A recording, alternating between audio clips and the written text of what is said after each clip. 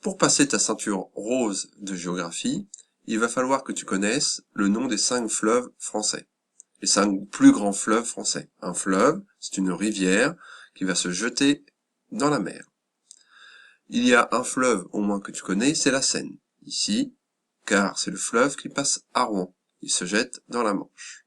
On a ensuite la Loire, qui est le plus grand fleuve français, elle se jette dans l'océan Atlantique, comme la Garonne, qui se jette aussi dans l'océan Atlantique.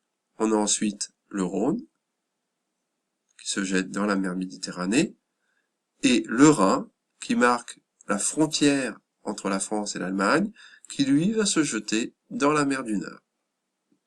Pour passer ta ceinture rose de géographie, il te faut connaître aussi le nom des massifs montagneux, des grandes montagnes qui sont en France.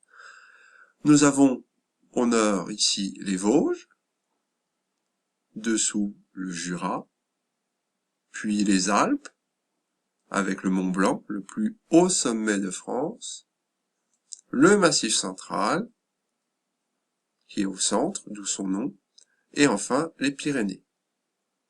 Encore une fois, je te conseille de trouver une stratégie pour apprendre les montagnes et les fleuves.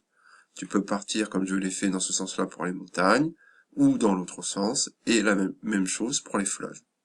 Ça t'évitera d'en oublier. Pour passer ta ceinture rose de géographie, il te faut également connaître le nom d'autres pays d'Europe. Tu as déjà appris le Royaume-Uni, la Belgique, le Luxembourg, la Suisse, l'Italie et l'Espagne.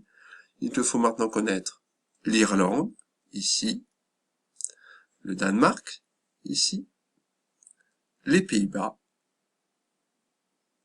l'Autriche, à côté de la Suisse, et le Portugal.